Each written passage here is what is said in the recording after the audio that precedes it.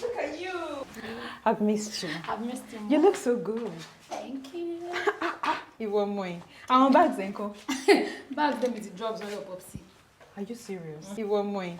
And I suppose this is Murewa. Yes, this is Murewa. Yeah, My friend. I see. You're welcome to Nigeria. This is Charles. So much. Okay. Okukuwasi wedding wa. Yeah. Forgiven. That's his friend Johnson. We have a lot to talk about. I know, right? Let's go. I'll see you later. Baby. Yeah. What's the problem? Mo notice pé lẹ́nu ọjọ́ mẹ́ta you are worried. I don't really understand and you're not talking to me. Kí ni problem? Kí ló ń rò? You know you can talk to me about anything.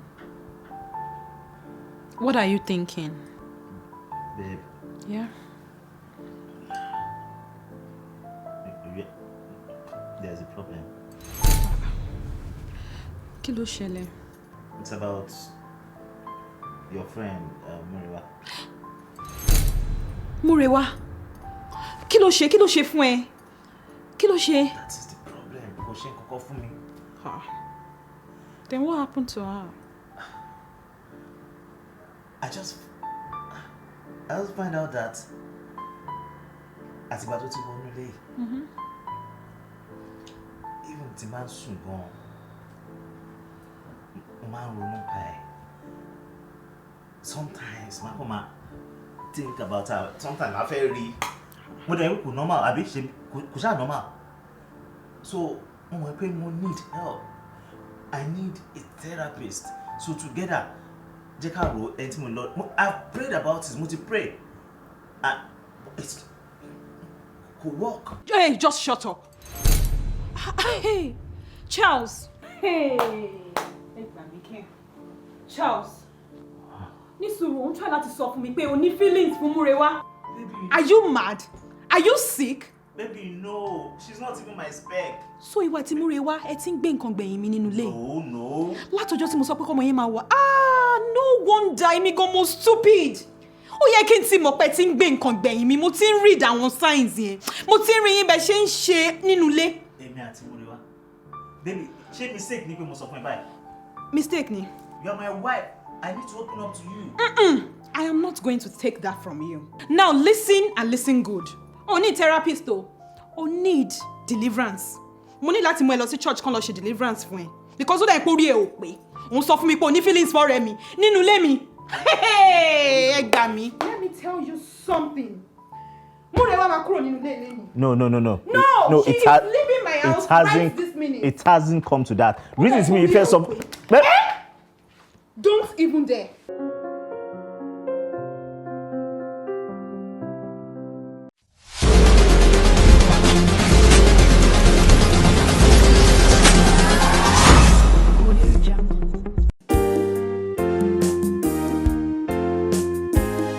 Ṣótọ́ kó rẹ̀ mi jẹ́, ṣótọ́ kó rẹ̀ mi jẹ́,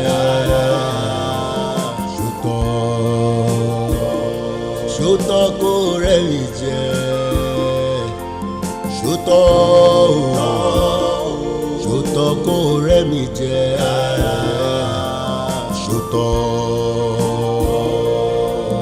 Orí bá tẹnikẹ́ni wá sọ́dọ̀ rẹ̀ jọ̀wọ́ ṣe wọ́n dáadáa.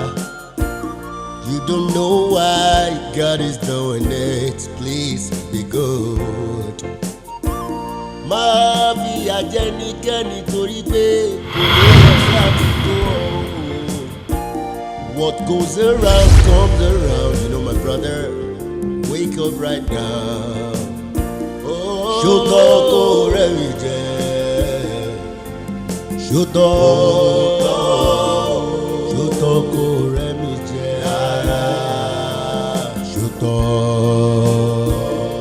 ṣótọ́ kó rẹ̀ mi jẹ́, ṣótọ́ kó rẹ̀ mi jẹ́, ṣótọ́. Ẹni burú mọ́ ẹni tó máa sọ fún ló ń wá. Ṣọ́bí ṣe ọ̀rẹ́ mi ò ibi ń padà bọ̀ lórí ẹ̀. Whatever you do, you will get it back in multitude, my brother. Ẹ jẹ́ ká hùwà rere torí rere ló tọ́. Ṣótọ́ kó rẹ́rìn jẹ. Ṣótọ́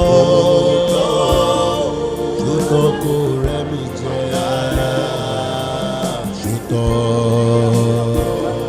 Ṣótọ́ kó rẹ́rìn jẹ. Ṣótọ́.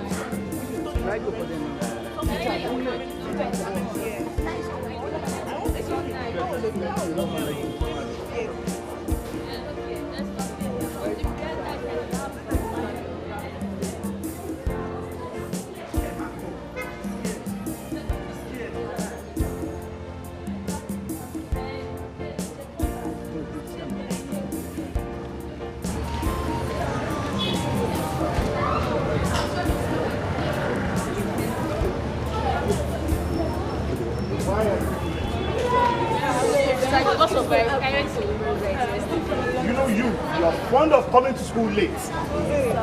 Every one of you. School resumes by 8 a.m. and you come 8:45, 8:50, 9 o'clock. Is that right? Ṣé ẹ dá lójú yín? Gbogbo yín ni màá lọ. Gbogbo yín lè máa jẹ gbá kankan. And I am going to give you 6 strokes each. You come forward.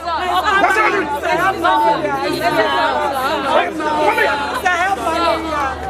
I just collected rejection yesterday. Every time.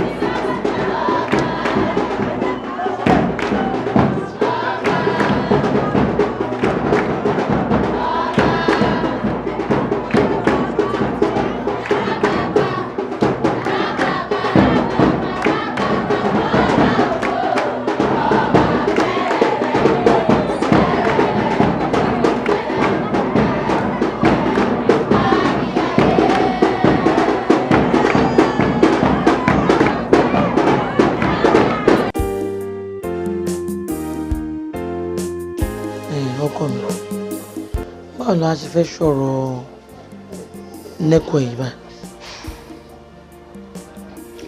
ọmọ èmi náà mo ti rò tẹ́lẹ̀ because àwọn ọ̀rẹ́ mi náà ti ń gba fọ́ọ̀mù ní school and nẹ́kọ̀ọ́ fọ́ọ̀mù máa tán ní next month so mo ti rò mí mo fẹ́ sọ fún yín bọ́ọ̀ náà ló ní pé ẹ sọ̀rọ̀ sí náà ni mo ní pé kí n fi sọ ẹ̀wò mọ́ mi rò pé bí a ti bá dé láti school kí tó máa fún mi bóyá 500 naira kí bí lọ́ọ́ máa rọ̀sùn lọ́jà bí 1000 wọ́n máa kiri ẹ̀ wọ́n máa kiri bóyá ọjà àbí àárín àdúgbò. tí bá ra ọ̀sùn 1000 máa ta bóyá bí 1500 àbí 2000 naira díẹ̀díẹ̀ náà ni wọ́n máa kí mọ́ mi ṣe fi yẹn assist mi. aṣọ fẹ́ máa kiri ọ̀sán ni ọmọdún mélòó ni ẹ tí wọ́n máa kiri ọ̀sán. ẹ ò mọ́ mi kì í ṣọmọdé bẹ́ẹ̀ náà ṣé mi tí mo ti fẹ́ kọ́ nẹ́kọ̀ọ́ nísìnyí tí mo ti wà lẹ́sẹ̀ tí ṣọmọdé ṣì ní mí ni mo wojú òde lè tì mí máma ló máa tà á ṣebí nǹkan tá a fẹ́ rí bẹ́ẹ̀ ni. ó dà àti ẹ̀gbọ́n pé ó fẹ́ kiri ọ̀sán kó tilẹ̀ jẹ́ pé mi ì fi taratara fara mọ́ àmọ́ ń bọ̀ bá kiri ọ̀sán lọ tó dé lálẹ́ táìmù ló fẹ́ ní láti fi kàwé báwo ni bí ṣe fẹ́ wọ orí ẹ̀ nítorí ìwé iná ló ṣe fẹ́ kiri ọ̀sán wàá kiri ọ̀sán náà dé tán sí ìwé náà ò ní rí kà. màmá kàwé tí bá ti dẹ̀dẹ̀ mọ́ pé mi ò kí n ṣe tó máa ń sùn bẹ́ẹ̀ yẹn lọ títí tí bá kàwé lóru màá lọ sí skul tí bá ti lọ sí skul náà màá kàwé ní skul náà yẹn ò ní pé bóyá pé mi ò ní mọ̀ ká tó bẹ̀rẹ̀ exam náà máa kàwé steadily náà ni ẹ dẹ̀ mọ̀ pé mi ò kí n ṣọmọdé o ẹ mọ̀ pé mo wà intelligent tó mo máa kà á. á dẹ̀ wọ orí ẹ̀. ó máa wò nínú mo rọmọ tẹ̀sí pé mi ò ṣe ń dórí olódò nínú àmì intelligent tó mo máa kà á kà máa yé mi.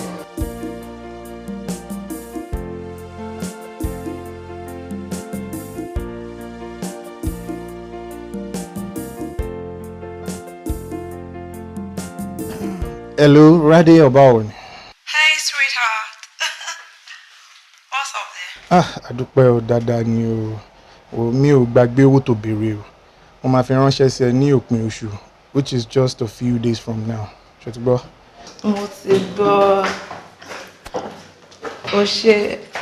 Báwo wà ní studies? Ṣé gbogbo ẹ̀ ń dùn? In fact, mo ń kàwé lọ́wọ́ fún test mo ní lọ́la ni. Yes, darling. Baby, don't worry long. Kàwé o. You know that's the main purpose why you're there, so that you can get good grades and make us all proud. O ṣe there. All right, bye. Love you. Kiss, kiss. Kiss, kiss. I love you, baby. Ó ga jù.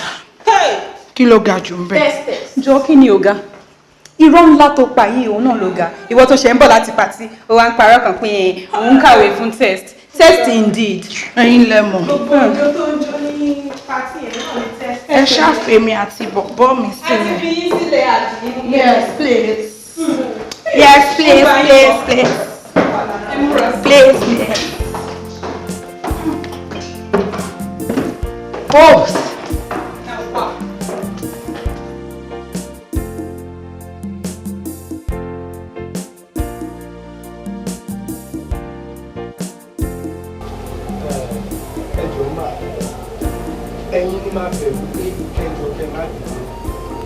Actually, mi rí gbogbo àpá ẹgbà yẹn lára ọmọ yín lóòótọ́ ẹ jọ̀ọ́ ẹ má bínú. Ṣé wá rí Mr. Akínyanjú ọ̀dẹ̀ ń ṣèyàn bẹ́ẹ̀ yẹn o. In fact, he is one of the best teachers ta ní ní school yìí. Irú pálapàla báyìí mi ò gbọ́ sí rí. Ẹ jọ̀ọ́ ẹ má bínú torí Ọlọ́run. Èmi ò bínú o, àmọ́ wọ́n ti nà jẹ́ gbogbo àpálà rẹ̀ gbogbo àrọ̀ ọmọ gbogbo ẹ̀yìn ẹ̀. Èmi náà rí bẹ́ẹ̀ ṣe rí tó bá kúrò níbí báyìí ń sìn màá ní pé kó lọ sí sick bay láti pé ká fún ní first aid treatment a máa ní pé kóun lọ fún ìtọ́jú tó péye tí school máa sanwó fún ṣe ti gbọ́ ẹ jọ̀ọ́ ẹ má bínú torí Ọlọ́run. A ti tọ́jú ẹ̀ tá a bá tọ́jú ẹ̀ ni kò ní lè wá sí school bó ṣe wá yìí. Mr. Akínyanjú, sir, what are you waiting for? Ẹ má bínú mà, irú ẹ̀ ò ní ṣẹlẹ̀ mọ́. Èmi ò bínú o, irú ẹ̀ má yà ṣẹlẹ̀ mọ́ ni o. Wọ́n mọ̀ ṣẹlẹ̀ mọ́ o, tó rántí lójú o, wọ́n mọ̀ ṣẹlẹ̀ mọ́. Èmi fi dá yín lójú wípé irú ẹ̀ ò ní ṣẹlẹ̀ mọ́. You can go back to your class, okay? Ẹ ṣé mọ́mì. Ẹ ṣé. Káàbọ̀.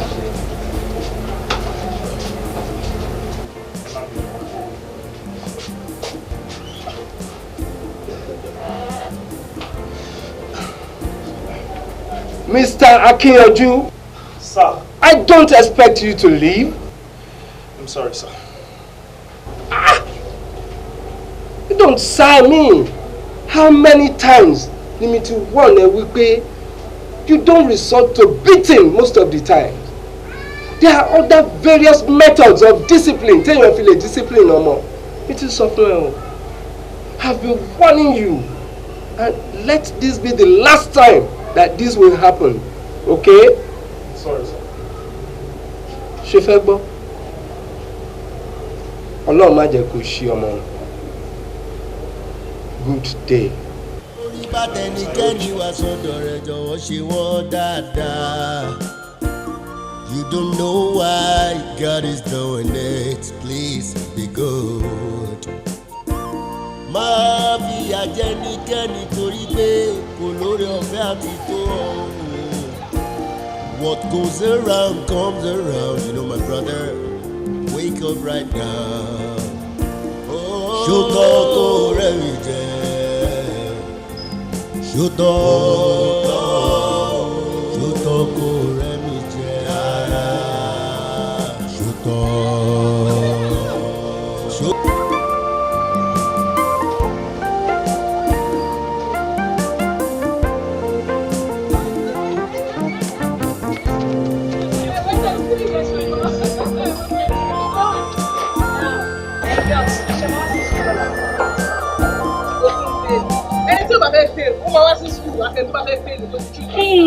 Fail bí báwo? Ṣé òògùn pé maths teacher ní kò fẹ́ fún wa ní 90% tó máa jáde nínú maths fún lẹ́kọ̀ọ́?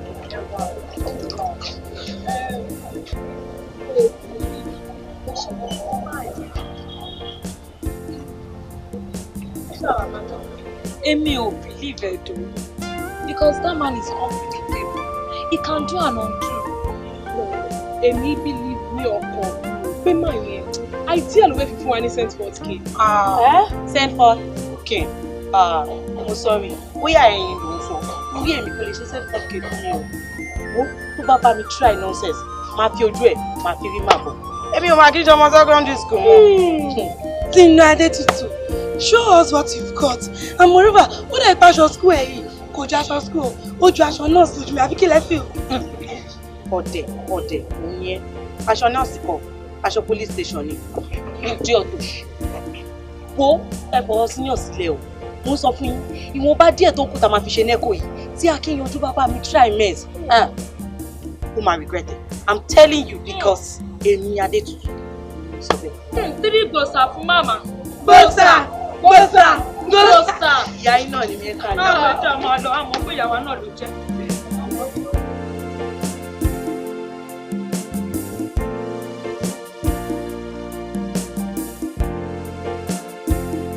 Babes, one thing I know about Wizkid is that Wizkid is very, very... Yeah!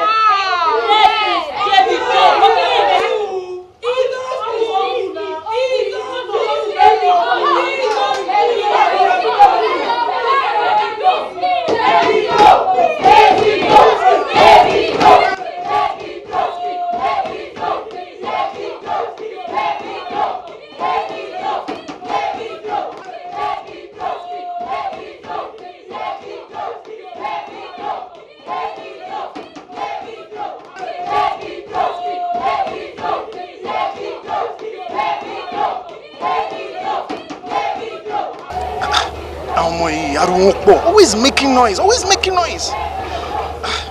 Ṣebí Bíbélì náà sọ pé àyà ọmọ kékeré ni wèrè dì sí ẹgbàdẹ̀lẹ̀ ẹ̀rọ ẹ̀. Mo máa jẹ́ kó mọ̀ pé school premises làwà yìí ariwo dẹ̀ gbọ́dọ̀ pọ̀ jù.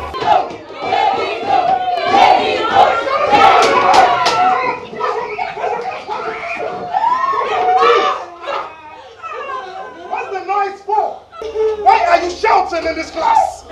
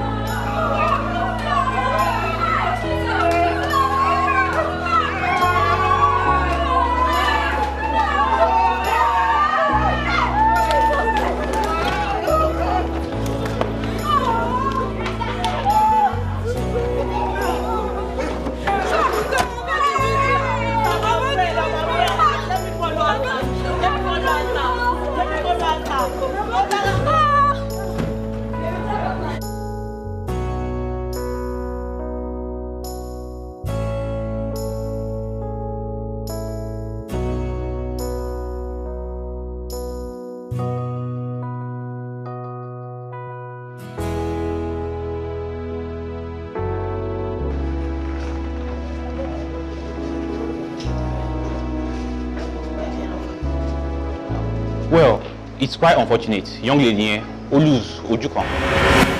Ó ti lose ojú yẹn. We didn't catch it in time. And from prognosis case here, we are not careful. Only lose the other one. Tá bá ṣe surgery. We need to act fast. Doctor, èló wá ní owó surgery tẹ́ ń sọ báyìí nísìn? Well, from last referral tí mo ṣe fáwọn optical surgeon, operation is usually between 1.5 to 2 million naira. Can you see what you have done now? Can you see? Oh, Christ. Ṣótọ́ kó rẹ̀ mi jẹ́. Ṣótọ́ kó rẹ̀ mi jẹ́. Ṣótọ́ kó rẹ̀ mi jẹ́. Ṣótọ́ kó rẹ̀ mi jẹ́.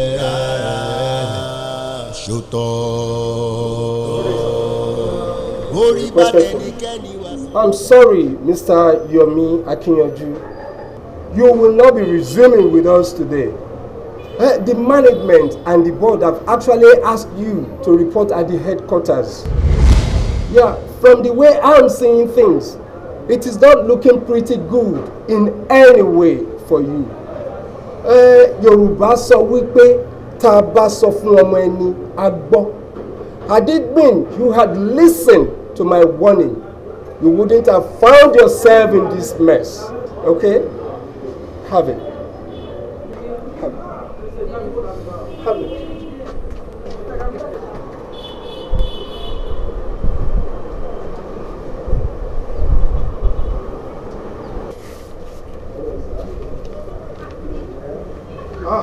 Tèmi bá mi mo ṣera ni.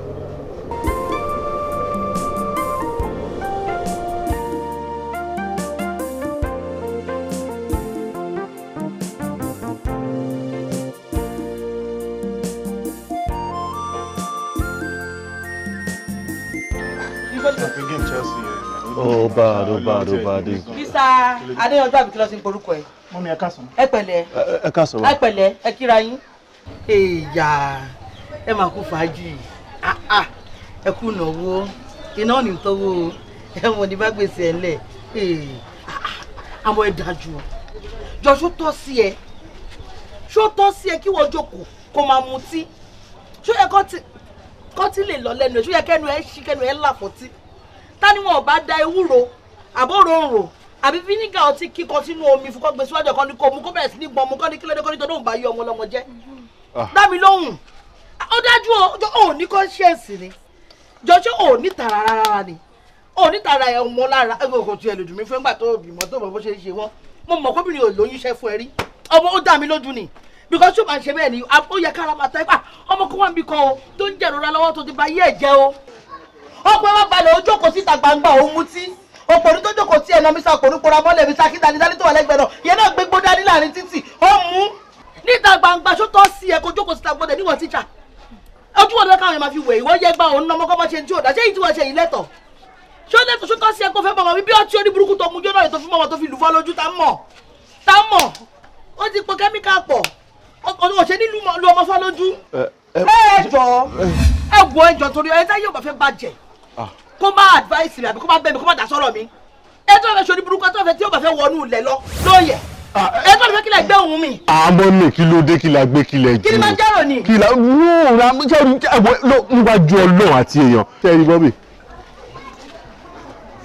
ọ̀rọ̀ yẹn dùn wá gan. It was painful. in fact ìgbà tó ṣẹlẹ̀ ara ta wá because ṣé ló fẹ́ pokùnso níjẹta we had to drag ẹ wálé pé why should you do this to yourself ọ̀rọ̀ ọmọ yẹn dùn wá gan mo sọ fún mi pé okay my friend just calm down má parẹ́ pé ìkọ́ni tó máa fi parẹ́ jẹ́ káàrọ̀ ọtí ká tẹ̀ mú bí ìgò mẹ́fà kó fi yẹn calm nerves so that everything máa lọ déédéé ọ̀rọ̀ yìí dùn wá ẹ má yẹ kí ilẹ̀ ìlànà kó gbé wa mi ọ̀fọ́nà ọ̀bẹ yín máa. grandpa ẹ gangan o ẹ fi gbogbo ònùgbọ̀n ṣe irun funfun mọ̀ pé torí ìgàn ẹ dá yìí ẹ ní ẹ jókòó tọmọ inú yìí ẹ mú tí ẹ ń túná lẹ́nu bíi ṣàngó ẹ ní ròrí ẹ bá wípé tó ń ṣe òdá ẹ tún dìde ẹni ẹ̀yìn fi ọtí pàrònú rẹ orí yín ò pé o ẹ wò ṣe rí funfun yẹ Ọlọ́run ló fún mi ẹ bá bínú wa. ẹ má wọrí mi tiẹ̀ dọ́rọ́ kí ni mo bá wẹ̀rẹ̀ ìròjọ́ fún bàbá kọ́ má wọrí sórí wọ Ọlọ́run ti bẹ́ẹ̀ ṣe ọmọ kò bímọ ọmọ rẹ̀ adopted daughter rẹ̀ sórí lílọ tí mo lọ yìí torí mo ti ṣe wàhálà mi ìdẹ̀ ní agbára mọ́ mo ti wọ́wọ́ káàkiri sọ́tún sósì mi ìlágbára mọ́ àti máa tọ́ ojú tó fọ́ so oníṣe kò bẹ̀rẹ̀ sí ní tọ́ fúnra rẹ̀ lílọ tí wọ́n á ń lọ yìí ó dín ní mo mú wá báyìí o yàtọ̀ sójú ẹ̀ tó yọ tó lájẹ́ ní ìyá ẹ̀ ọlọ́yọ ojú ẹ̀jẹ̀ tó jẹ́ nínú ẹgbẹ́ wọn Ọlọ́run wà ní fún ẹ̀ṣẹ̀ ilé pa so báyẹ̀ wà yìí tí bá máa fi padà wá tí mi ìbá bá lónìí ni mi ṣe mú sílẹ̀ kò gbọ́dọ̀ oníbẹ̀yẹ ń dán kò gbọ́dọ̀ dúdú mi lè má náwó ṣùgbọ́n mo lẹ́jẹ̀ lọ́rùn mo ti ṣe wàhálà mo ti ti dára mi láàmú káàkiri mo ti wówó mi ìdẹ̀ lè ṣe ju tí mo ṣe yìí lọ so nǹkan kan gbọ́dọ̀ ṣe ọmọ mi o. ìyá wa kí ló ṣe bẹ́ẹ̀ náà.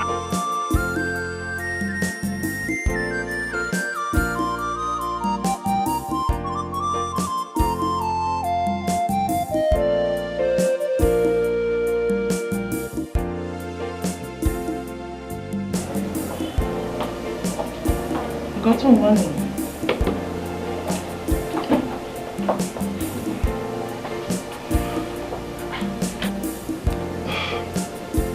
ṣé bá kíyanjú ṣe máa lọ lélẹ̀. kí ló mean. indefinite suspension you should know what that means. ó bí pé wọ́n lè má pè padà nìyẹn náà. indefinite suspension ṣé nǹkan tẹ̀ wá ń gbé tẹ̀kàn pọ́n tẹ̀kàn ṣe kí n láti ẹ̀kan ni. ẹ wá náà tí akíyanjú gan tiẹ̀ pọ̀ jù ní school yìí. to say the fact o tí ẹ pọ̀ jù tó bá yọ lẹ́nu gate gbogbo máa fèrè sí ni tó bá tún kọjá lórí corridor máa tún fèrè sí ni despite the fact pé principal sọ fún gbogbo tíṣà pé no teacher should beat time to time nínú meeting ọ máa ń nílé ọ̀rọ̀ yìí ni don't beat ṣóun nìkan ló wà ní sínú school yìí what are you now saying. bro I can't believe you are sounding this way. It serves him right. I can't believe I'm even hearing this from you people. This thing can happen to anybody. Okay, fine. Mo ti gbọ́ pé ẹ láàánú ẹ̀ ó kù just 4 days. 4 days ká gba salary kí ni ìṣẹ̀lẹ̀ sí. Ẹ ti ẹ̀rọ wípé báwo ló ṣe máa feed. How could you even reason this way? What are you saying? Tó ẹ pé akíyanjú ẹ̀ pokùn 4 days fún láti gba salary. Kò ní misbehave. Exactly. Kò ní nu ọmọdé pé ọmọ máa lọ fọ́ lójú. We call that accident. Accident? Yes, accident. Accident? Kí ló ṣẹlẹ̀ nu? Wọ́n fọ́yọ̀ lójú òpin yẹn l'accident. Why you calling this one accident? Come on. Èèyàn tó mọ ọmọ tó fọ́ lójú. Next time kò ní wúrú wá yẹn. Even you? Please. That is the truth. It's the truth. Thank you.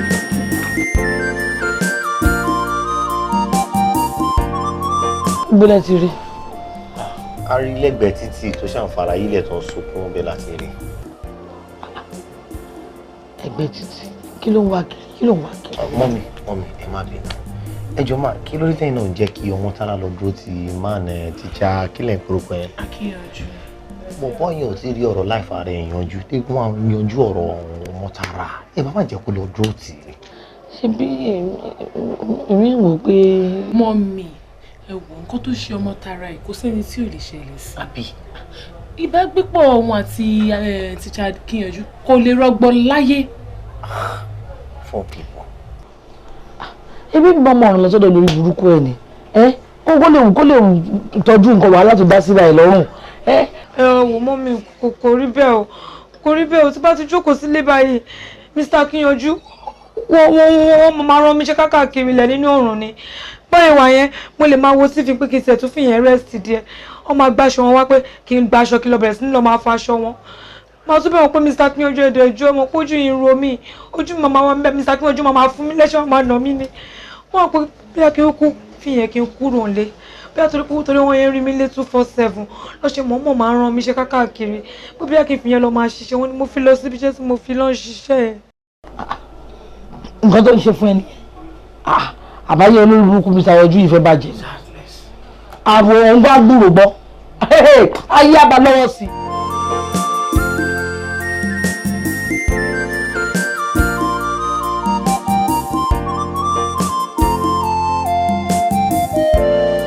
ẹ pẹ̀lẹ́ o Mr. Akíyanjú àbíkí lọ ti ń porúkọ ẹ̀ Má kí mi jọ torí ọlọ́dún kíkí ẹ̀ mú o.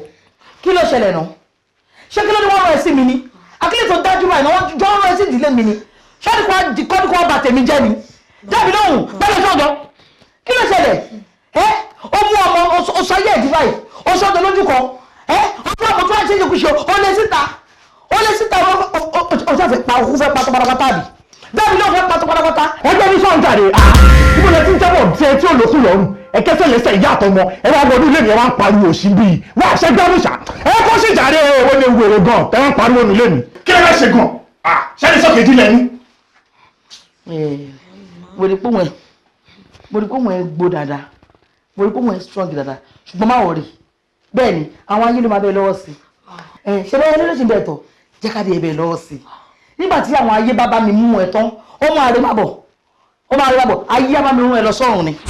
Ayé bá mi mú ẹ lọ sọ́run tán, tó bá tún wá dé ọ̀run, wá tún ayé á ní ẹ lára, ọ̀run náà tún ní ẹ lára.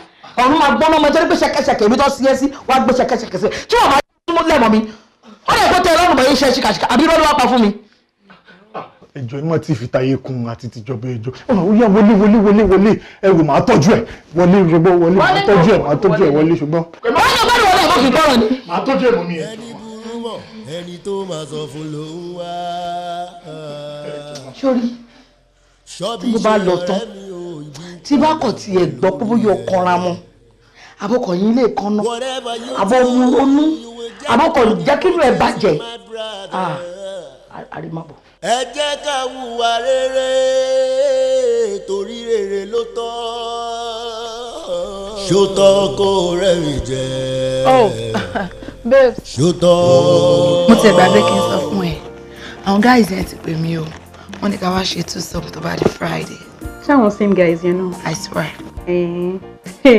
Èmi máa fi pé wọn mean business tẹ́lẹ̀ ni. Orí wọn wà ń bẹ̀. How far báwo ló yẹ máa jẹ́? Babes, I'm telling you, a máa ní láti package ara wa tó jẹ́ pé tá bá yọ sí wọn báyìí kán rò pé àwọn áńgẹ́lì tó ń gbé lórí ilẹ̀ ló dé ni. Iṣẹ́ lóògùn iṣẹ́. Ó yẹ kó mọ̀ pé mi ò ní any other means tí mo fi ń make owó ju bọ́dì mi náà. Mi nǹkan. Iṣẹ́ òṣìlò yẹn sẹ́, àbí iṣẹ́ tẹ̀ ń ṣe náà. Ṣe iṣẹ́ lélẹ̀. Mo ń sọ fún yín, ìta le gan o. Ẹ wo àwọn guys tó wọ́n ń ta ń sìn yìí. Means of livelihood wọn ó bad gan. You need to ask questions. You don't just jump at everybody. Ẹni dàtí wà careful. Wà careful. Gan. Ẹ ṣe gan ni mà. Jọ̀ngbà tó ti ẹ̀ ń preach don't preach. Èmi ò ní any other means. I've got just this mean and guess what?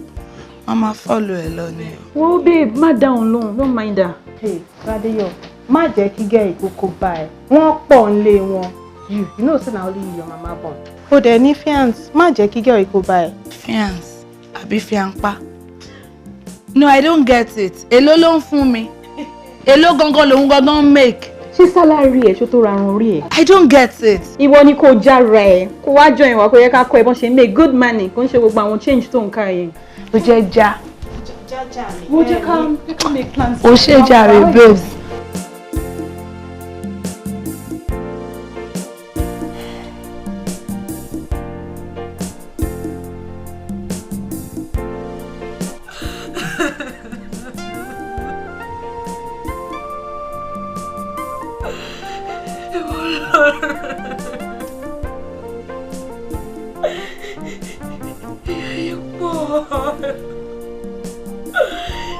Ìyá yìí pé ìwọ lọ ṣàánú fún mi. Ìwọ lọ bẹ́ẹ̀ kọ́ ló ṣe dá mi. Bẹ́ẹ̀ kọ́ ló ṣe dá mi ṣàánú fún mi. Ṣọ́ dábì padà sí bí mo ṣe wà tẹ́lẹ̀. God, please have mercy on me. Have mercy on me.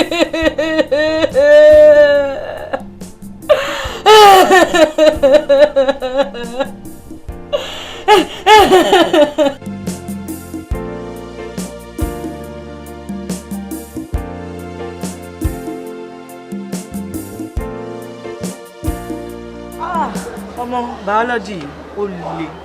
As in mo dẹ̀ sweat. Oh, babe. Hello. Kí ni? Biology paper yìí. No be ṣeré. Oh, rí bí mo ṣe sweat. Owó mú mi bí idiot. Ọlọ́run ó le. How are we Chomotara is here? Gbogbo kini ó máa simple lójú. I'm very very sure kó máa mọ̀.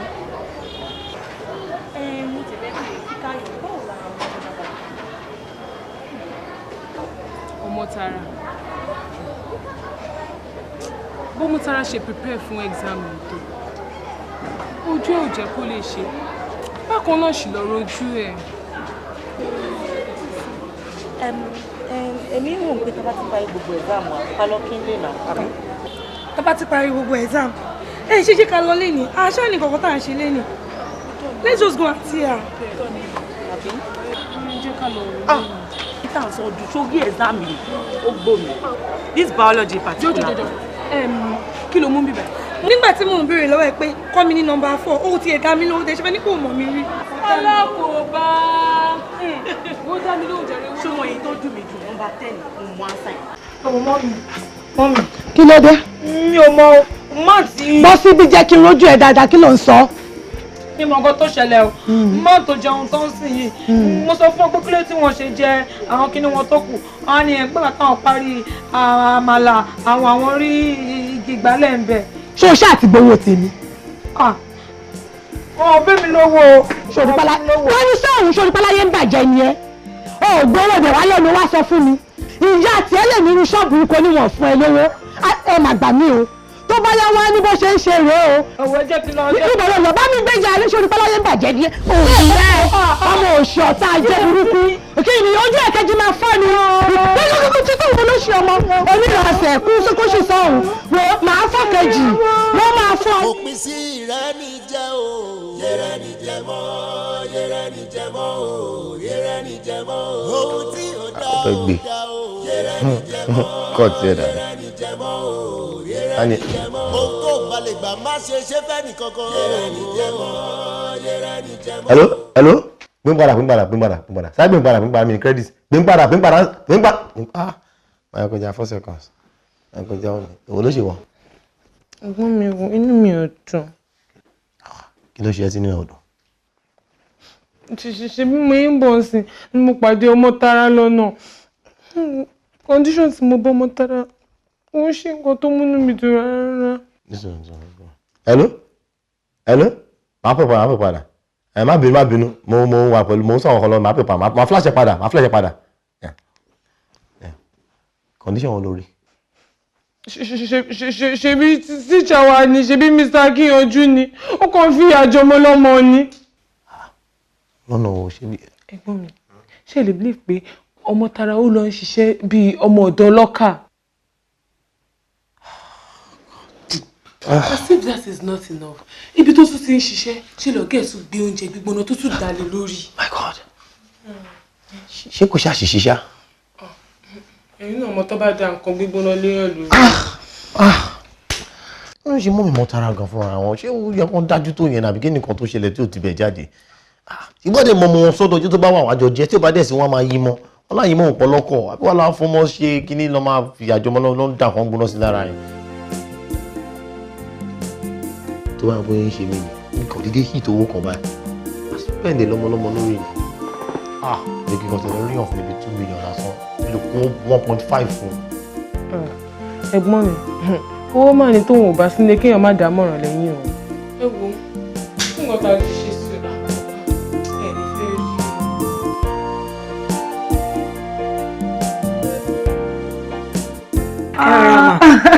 Òyìnbó. Ma'am. Yeah, Good to see you. Same here. What's the ròyìn for me? Good to see you, ma. Oh, same here. You look good too. Very clean and fresh. Thank you.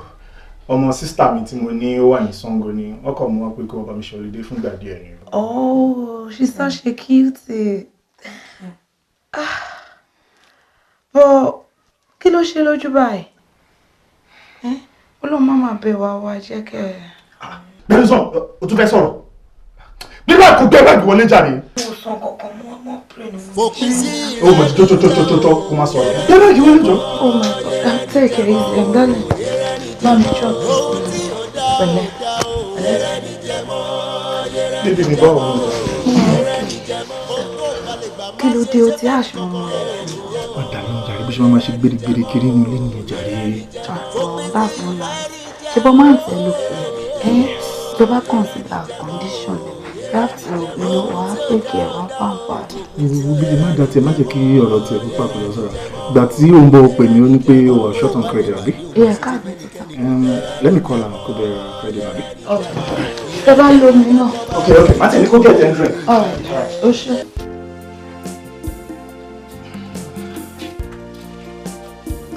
Òun ló tún wá sùn bí ni? Ìwọ kàn lie down bí? Okay. Dá.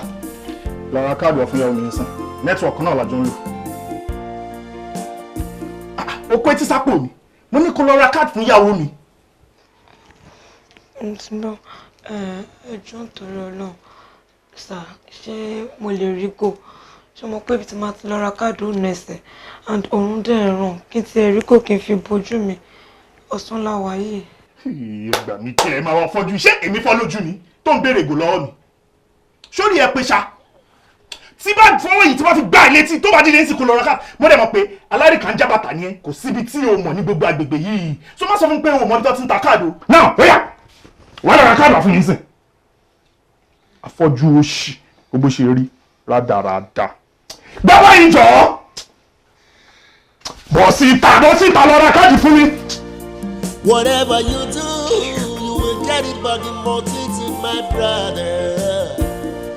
Ẹ jẹ́ ká hùwà rere torí rere ló tọ́. Ṣó tọ́ kó rẹ́rìn jẹ. Ẹ̀dẹ̀ ṣàánú mi torí Ọlọ́run, ìjọ torí Ọlọ́run. Ẹ kàn mú mi lọ sí hospital kó máa dress ẹ ní. Bó ṣe ń ṣe gbogbo ẹ̀gún tí a fẹ́ tọ́jú mi eléyìí. At times kí n kàn jókòó kí n má ronú kí n má ro kankan. Ojú mi ọkọ̀ dédé máa wà mí. Tí bá jókòó sí bíbá kí n máa wo TV, ojú mi máa wà mí. Ó ti affect ẹ má jẹ́ kí n fọ́ lójú méjèèjì. Ẹ jọ̀ọ́ tí kò bá ti ẹ ṣe fọ́ nínú ẹ, ẹ má jẹ́ kí n kejì, ẹ má jẹ́ kó tún fọ́. Ẹ jọ̀ọ́ torí Ọlọ́run, please. Ẹsẹ̀ jẹ́ ká wá wò díẹ̀ ká tiẹ̀ rí ẹsẹ̀.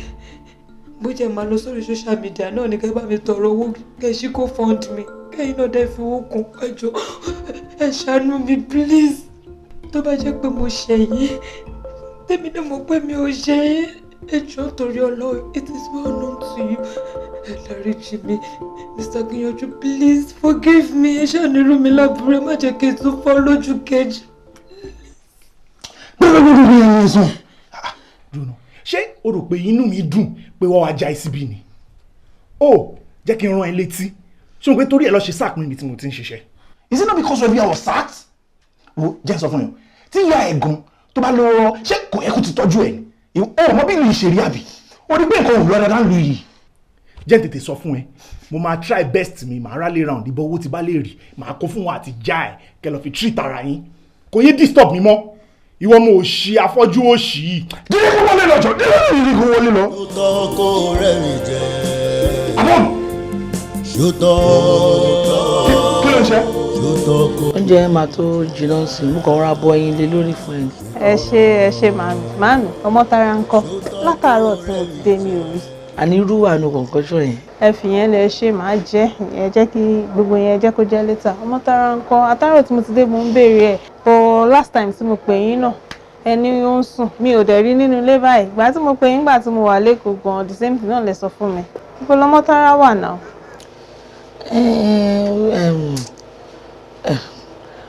Ó jáde ni. Màámi ibo lọmọ Tara wà ṣé kò sí nǹkan kan àbẹ́ ẹ̀ ń fi nǹkan kan pamọ́ fún mi màámi. O fẹ́ mọ ibi tó wà. Mo fẹ́ mọ̀ ọ́ ibo ló wà.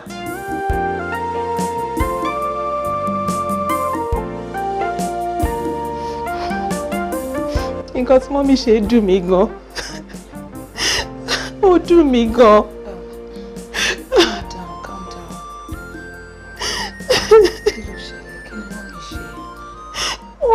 Ó lè believe pé tíjà wèrè kan ó na ọmọ Tara ní school. Ojú ẹgbẹ́ bá lójú. ojú tí ń ju ọmọ Tara bá ojú ẹ̀ ti fọ́. Mọ́mí dẹ̀ lóòótọ́ kò sówó tó máa fi ṣe operation. Mọ́mí dẹ̀ mú ọmọ yẹn ó dẹ̀ lọ fi sí ọ̀dọ̀ tíjà yẹn. Wọ́n ti lè pè mí kó sọ anything. No, that's not nice now, eh? Can you imagine? Ó máa imagine irú kan bẹ́ẹ̀ yẹn. Báwo ni mọ́mí ṣe bá ṣe irú kan bẹ́ẹ̀ yẹn? Ọmọ Tara tó bá rí bó ṣe rí. Mo rí báyìí, mo wò pé ṣàbúrò mi náà lélẹ̀. This is... Oh no. Mọ́mí disappoint me gan. Ìyá mọ́mí náà wà helpless. Gbogbo nǹkan tẹ́ ti ń sọ ni mò ń gbọ́ látàárọ̀. Irú tíṣà olórí burúkú wo ni? Ó yẹ kó lock her behind bars ni now.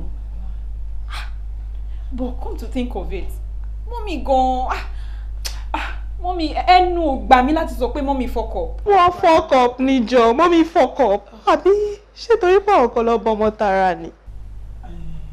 Really? Àwọn kan lọ bọ ọmọ Tara? Àwọn kan lọ bí. Bọ̀ báwo lorúkọ yín ṣe tálì bẹ́ẹ̀ yẹn? Ìwọ Ọmọlọ́lá, òun ọmọ Tara. Ọmọ téèyàn bá bí lera àwọn náà máa ń fún lórúkọ bẹ́ẹ̀ yẹn, àbí? Lóòótọ́ orúkọ wa jọra ó tálì, but àbúrò mọ́mí ló bí ọmọ Tara. Bó ṣe bí sílẹ̀ báyìí ni wọ́n ṣaláìsí. Láti kékeré ni mọ́mí ti ń tọ́jú ẹ̀. But nevertheless, ọmọ téèyàn bá bí náà láti kékeré tó rẹ pé èèyàn ló raise. Ó yẹ kó treat ẹ bí bọ́n ṣe ń treat ọmọ inú wọn náà ṣe máa treat ẹ because bí ìgbà tó yẹ pé àwọn ló bí ni now. Tó bá rí bọ́mọ Tara ṣe rí. Bọ́mọ yẹn kò fi sọ ìrara ó kàn fìyà jẹ ojú ọlọ́ máa yẹ kó tẹ̀ lọ affect ojú kejì báyìí. Bọ̀bọ̀ tíjà yìí ó gbọ́dọ̀ jẹ ìyà nǹkan tó ṣe yìí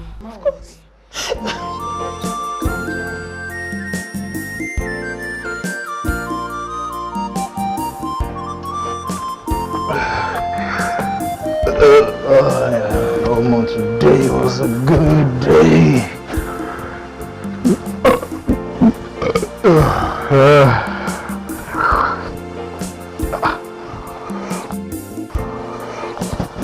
Adéyọkẹ́, àwọn olóde tí ó pè mí, bóyá òun gan ti mí sí, èmi náà gan mo ti mí sí ẹ̀.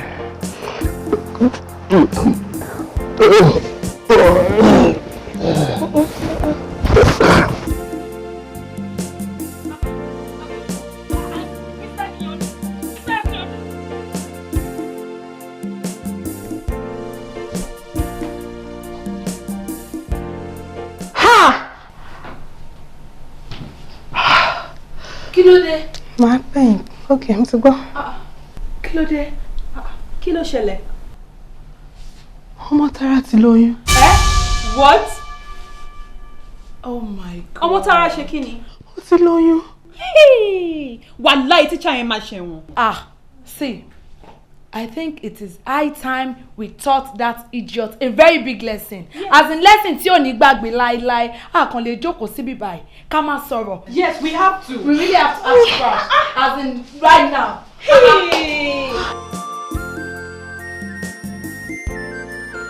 Ọmọ Tara. Ọmọ Tara. Ṣó ń ká mi lóhùn ni? Ọmọ Tara.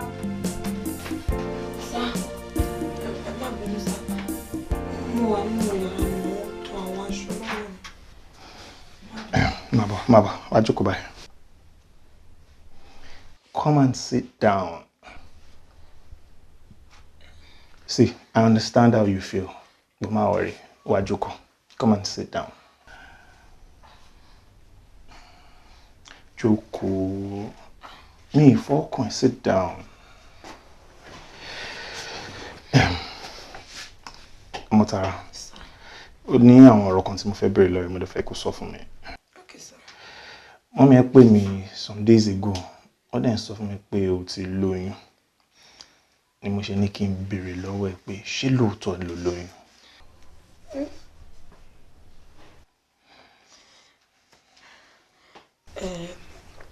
Lóòótọ́ ni mo pé mọ́mí pé mo sì lóyún bọ́mí ni pé kó sọ fún yín. Ṣé òótọ́ ni pé èmi ni mo ní oyún náà ẹ̀? Ẹ̀yin lẹ lóyún inú mi. Ó dẹ̀ dá ẹ lójú pé èmi ni mo ní oyún ẹ̀. dá mi lójú because ẹ̀yin náà mọ̀ pé virgin ni mi mọ ọkùnrin rí láyé mi ẹ̀yin náà lè ṣe lọ́jọ́ yẹn ẹ̀yin lè débẹ̀. Mama Tara, èmi náà máa kọ́kọ́ ní kó má bínú sí mi in the past few months. I know I have not been a good person. Mo ti ṣe oríṣiríṣi sí ẹ. Mo máa bẹ̀ pé kó má bínú ni. Omi tuntun ti rú, ẹja tuntun ti wọnú ẹ. I am now a changed person. So let this be the beginning of a new chapter in our lives. Come here. Fi ọkàn ẹ balẹ̀. Má sunkún mọ́. Mo máa take responsibilities of everything pẹ̀lú oyún inú ẹ, even school ẹ o. Everything. To celebrate this, kí ló máa mú? Ṣé wàá join me? Mi ò kí máa bọ̀ tí. Come here. But at least why you mom koko, abi? Soft nko. Soft, okay. We are then get and soft. When badly me like we ṣe yìí now. See, things have changed for good. Should go. Come here.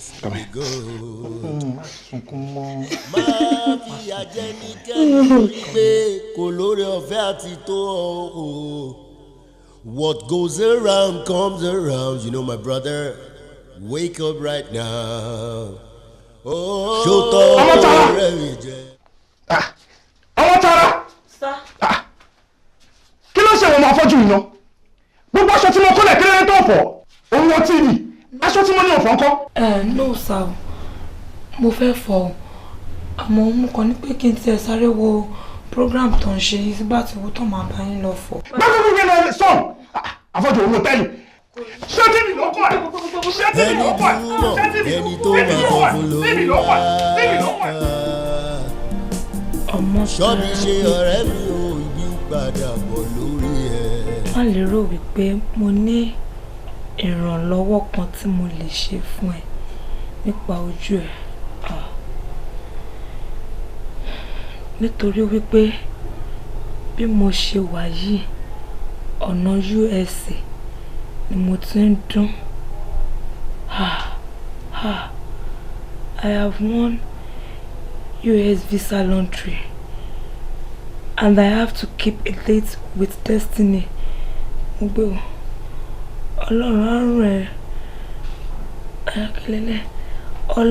á ràn ẹ́ lọ́wọ́ o. Ó dìgbà.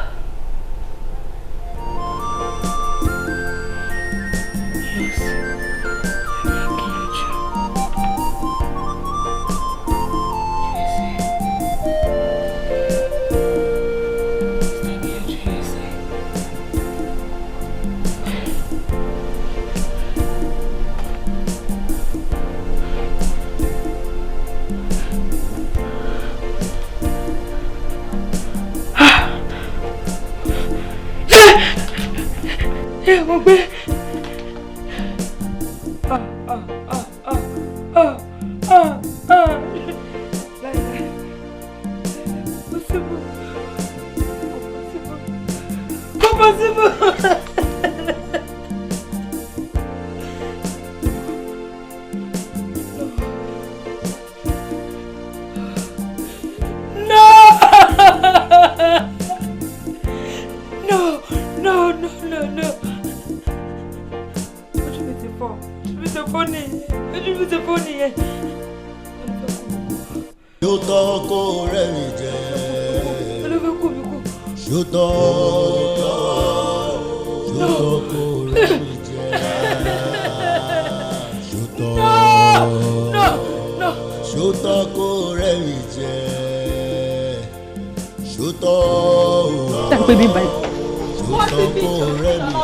Ọ̀nà ibi ni àǹtí máa bọ̀ ibi là ń lọ.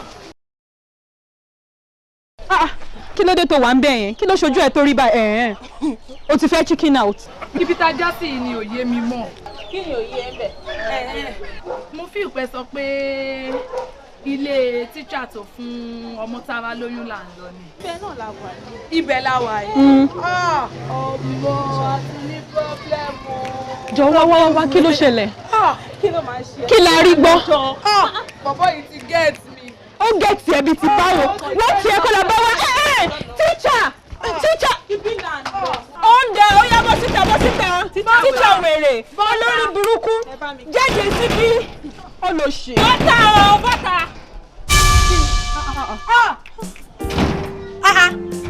ọmọ Tara ṣé mo pọ́ fọ́kọ̀ ṣá òjò kí ló dé tó ń act pẹ̀lú bàbá yẹn lọ́jọ́ tí mo wá kí ló tó lè sọ̀rọ̀ síta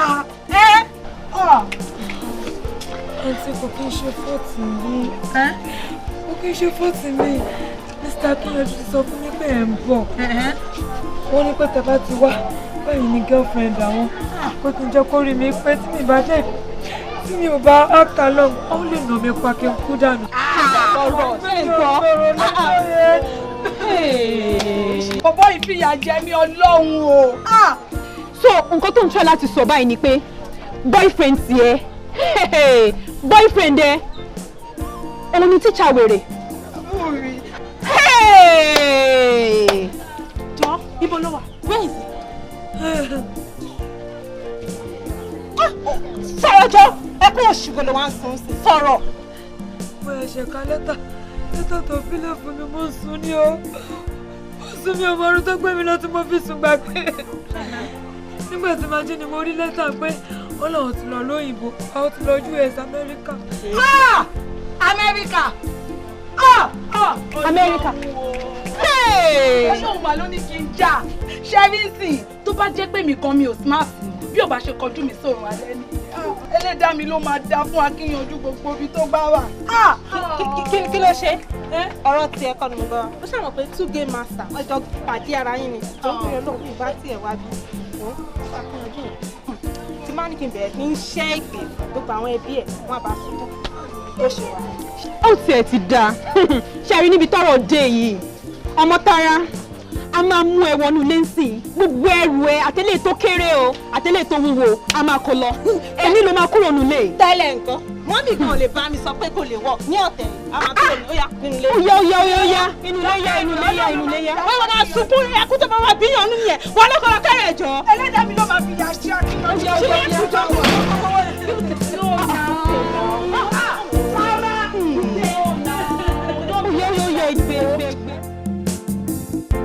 níbo wá ni àwọn ará ilé sọ pé mọ́mì lọ báyìí. well ibi tí ò bá wù kọ́ lọ àwọn máa dúró àmísọ̀ ká bẹ̀ wọ́n gbẹ́bẹ̀ ká tó kó ń bí ni àwọn lè lọ fi ẹ́ dí dógò sọ́dọ̀ lecturer tí ò value ẹ̀ kàn máa ṣe ẹbẹ̀ ní pé ò léèyàn ò lára it's wrong now. ẹ wo bọ̀dá mi èmi wò pé bóyá ká kó máa mú lọ sọ́dọ̀ wa kó máa bá wa gbé àbí. kò ní lè gbé lọ́dọ̀ wa mọ́ sọ́dọ̀ tí mo ṣe ni pé jẹ́ ká kọ́kọ́ bá bẹ mọ́mì náà tí mọ́mì ò bá gbọ́ ìrìn àmọ́ nǹkan tá a máa ṣe sí èmi àti ẹ mọ oríṣi tí ò fi lè gbé lọ́dọ̀ wa àwa méjì gan àìríra wa bọ́ aṣọ́wá mẹ́nu kẹta sí báwo lè fẹ́ ká survive so kò ní lè gbé lọ́dọ̀ wa jẹ́ kó jókòó dáadáa jókòó jẹ́ kó ṣaṣọ ẹ dáadáa. kí ló ṣaṣọ. ló kí ṣe bí òkè yẹn fà ísà dáadáa fún ìdáadáa yẹn. ká lè lọ kọ sí pẹ̀lú olùsọ. no má worry 1922 má worry má wá dàrí láàmú 1922.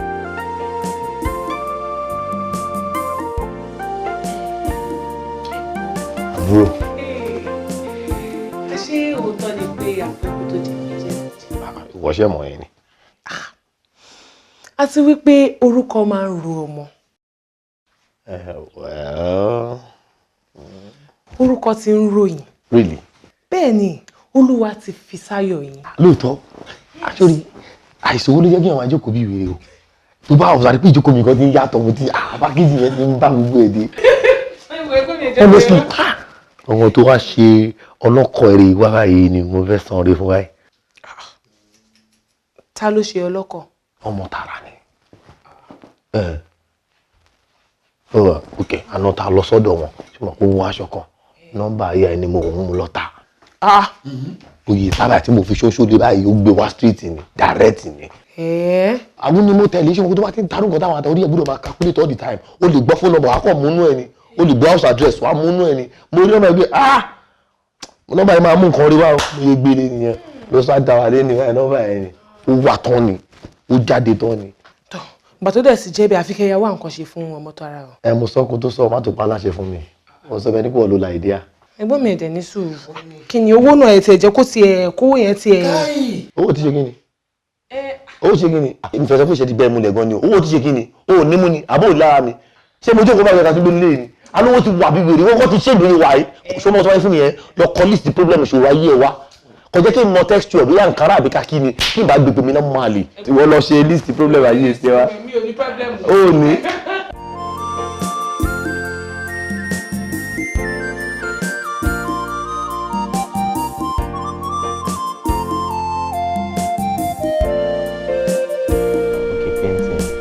Going to say about your daughter. Who is that? Yes. When to one another. I'm coming. Come on, Joe, baby, sha.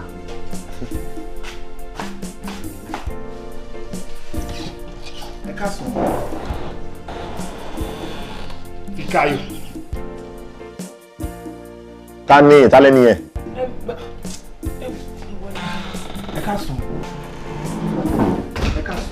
Báwo ni ẹ pẹ̀lẹ́ o. Ẹjọ́ sá iṣẹ́ ni wá bí àwọn kan lójú ibi fún mi. Okay. Ọmọ Tara.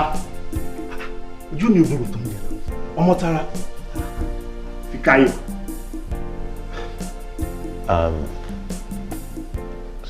Joe Maureen, do you know him? Mo let him know. Bọ̀dá mi, ṣé bí tíjà wa Mr. Akinyanju ni?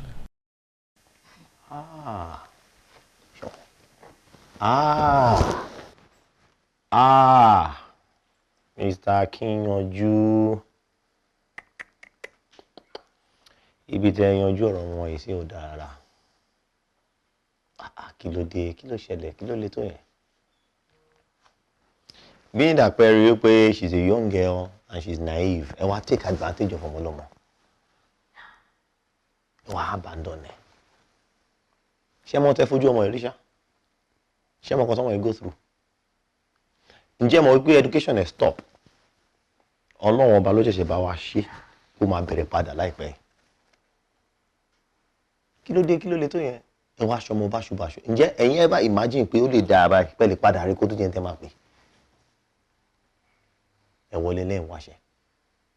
Mo wò tí bá bí yín sẹ́ ní bóyá nítorí nǹkan tẹ́ ń go through nígbà tó yẹ kẹ́ ṣì wà o. Tẹ́ bá go through nǹkan tẹ́ mi go through ẹ nílé dúró báyìí lé ní. Ìbẹ́yìn níṣẹ́ lọ́wọ́ ń gbà yẹn. At least you are a teacher. Èmi rí ohun rẹ̀. Àwárí nǹkan jẹ ni. Kí ni wọ́n ní? Àmì àti ẹ máa ń jà sí rice àtẹ̀wà bí gàrí ni. Ẹni tàbá bala máa ń jà sí. But you are working. Kí ló wá sún yín débẹ̀? Frustration àbí kí la máa pè é? Practically ẹ fẹ́ bá yí ọmọ yìí jẹ́ ni. Ẹ rẹ jẹ lọ́nà tó pọ̀ o. Ẹ fẹ́ destroy life, ẹ fẹ́ destroy journey ẹ ni. Ọlọ́run ọba ò gbà fún yín. Ṣé ọmọ tẹ́yìn treat anyhow? Ǹjẹ́ ọ̀gbọ́n òun ni source of wealth èmi ní? Kí ni ẹ rò? Ẹ rò pé bóyá òun ni mo fi ṣògùn owó. Ọlọ́run ní jẹ́ lẹ́dàá mi kọ́. Màá break it down fún yín. Mi máa ń play lotto. Ṣẹ̀wọ̀n àárẹ̀ kan ṣe kan. We won't play lotto, then I played, and luckily for me, this is my magic wand. Tí mo fi dé tí mo dà, tí mo fi dé tẹ́yìn wáṣẹ́ wá sílé ẹ̀ lénìí, sọ́ọ̀sì owó yẹn. Ẹ wọ́n dà pé half tí mo fi ṣògùn owó. Ìmọ̀ pé fọ́nì náà, nọ́mbà tí mo rí láyà ẹ̀ ni, ó mọ̀ mo rí láyà ẹ̀ ni mo ta lotto, tí mo fi dé tó kó ọ̀rọ̀ jọ, tí mo fi dé tó employ yàn. Ní tẹ́yìn fẹ́ pa, tẹ́yìn lù, tẹ́yìn ṣe báṣubàṣu. Why? Kí lẹ̀ ń wá, kí ló wà bẹ́ẹ̀ tí o ti bẹ̀ jáde? Any single human feeling ọmọ yín kéré ẹ gba ojú lọ́wọ́ ẹ̀tàn náà ni ò jẹ́ kó relé ogbó. Thank God for many kò bá fọ́ lójú completely. Ẹ wò ó wọ glass nílé I know it's abnormal pé yẹn wọ sunshade nínú ilé is abnormal but kì í ṣe pé ó fi ṣe fashion nǹkan tẹ́ sọ́dà nìyẹn. Ayẹrẹ jẹ́ o ẹ ṣe lẹ́dàá ẹ̀ in fact mi ì mọ tí mo lè fi qualify nǹkan tẹ́ ṣe a terrible act from you. Ẹjọ́ sá ẹ ṣàbá mi pé ọmọ Tara jù nítorí lọ dáríjì mi èmi náà mọ̀ pé mo ti ṣe ẹjọ́ orí emu mi ìgbà tí mo travel bó inú ẹ̀wọ̀n mi ti bára mi ẹ̀ṣẹ̀ tí mi mọ̀ dí tí mi mẹ̀ṣẹ̀ mi ti ẹ̀ mọ̀ bó ṣe ṣe lè mọ̀ pọ̀ bára mi inú ẹ̀wọ̀n ni nítorí Ọlọ́run. Ọmọ mi ń kọ́. Mr. Akinyanju ẹ̀yin béèrè ọmọ.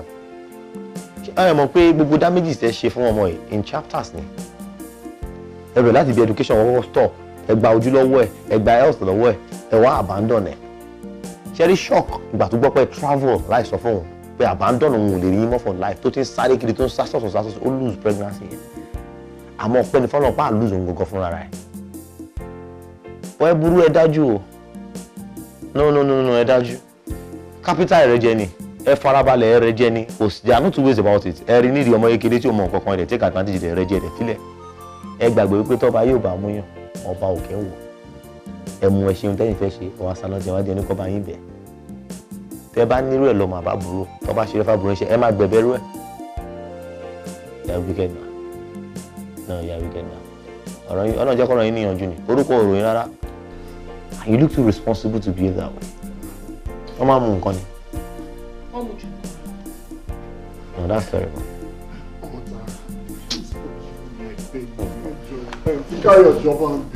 ẹ bẹ fúnra yín olúwa bí ẹ máa bẹ. ṣòtọ́ kó rẹ̀ mi jẹ́.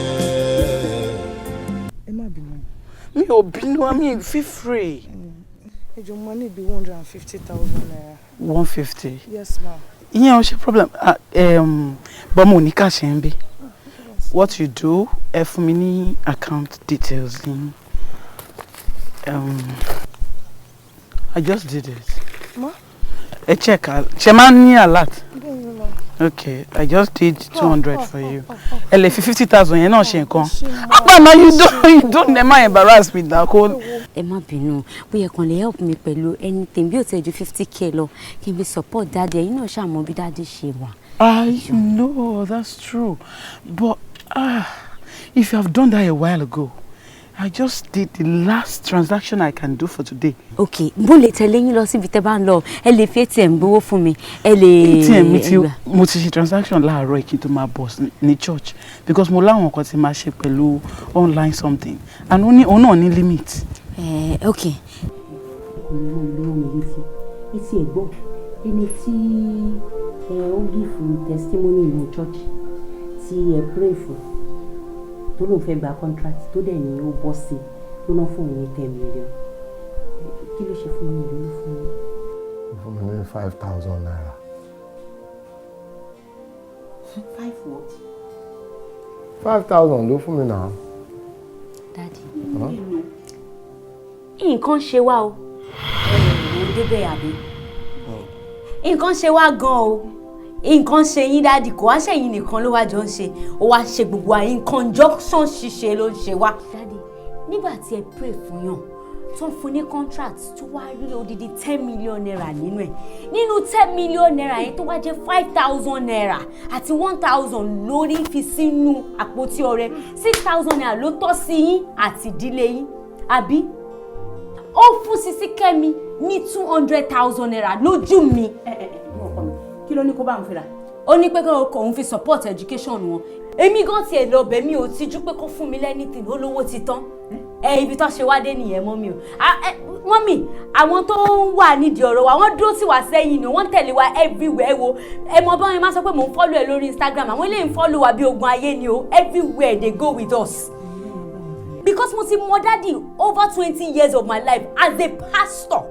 Wọ́n dẹ̀ tí wọ́n jẹ́ pastor yẹn ibi tí wọ́n wà ní over 20 years yẹn náà la ṣì wà títí dìsìn gbogbo mọ́mí can I talk? Mo ní kí n rán yín létí pé next week ni máa padà sí school. Yes ma mọ́mí yes sir. Èmi ní kọ́kọ́ lọ́mọ pastor tó wà ní school mi àmọ́ èmi ni máa tọrọ oúnjẹ èmi náà máa fún láṣọ èmi ni mi ò ní ṣerun orí mi èmi ni mo máa tọrọ owó pad lọ́wọ́ àwọn ẹgbẹ́ mi mo kàn rán yín ní sí gbẹgẹ́ balẹ̀ mo pé mo ti lọ sí school ní next week mi ìdẹ̀ ní lọ bí mo tún ṣe lọ ní last semester daddy ẹ jọ̀ọ́ ẹ help mi o help mi o help mi o.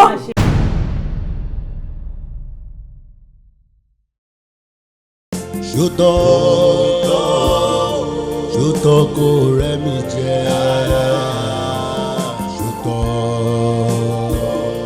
ṣòtọ́ kó rẹ̀ mi jẹ́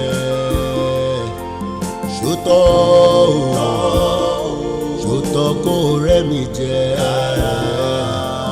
ṣòtọ́. Orí bá tẹnikẹ́ni wá sọ́dọ̀ rẹ̀ jọ̀wọ́ ṣe wọ́n dáadáa. You don't know why God is doing it, please be good. Má fi àjẹnikẹ́ni torí pé kò lórí ọ̀fẹ́ àti tó ọ̀. What goes around comes around, you know my brother, wake up right now. Ṣòtọ́ kó rẹ̀ mi jẹ́. ṣòtọ́ ṣòtọ́ kò rẹ́ mi jẹ ara ṣòtọ́ ṣòtọ́ kò rẹ́ mi jẹ ṣòtọ́ ṣòtọ́ kò rẹ́ mi jẹ ara ṣòtọ́ ẹni burú mọ́ ẹni tó máa sọ fún ló ń wá ṣọ́bí ṣe.